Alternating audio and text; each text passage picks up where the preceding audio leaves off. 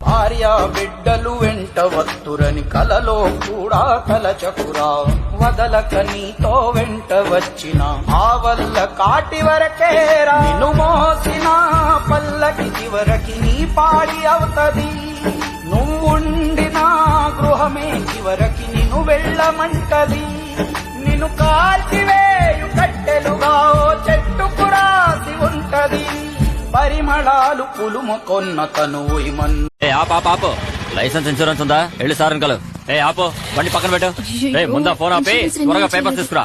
Tension పడకు ఇప్పుడే వస్తాను. 100 రూపాయలు ఇచ్చేళ్ళు.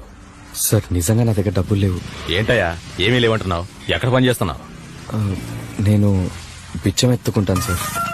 ఓయ్ ఏంటి కామెడీయా? సార్ లేదు సార్, నిజంగా నేను బిచ్చం ఎత్తుకుంటాను సార్.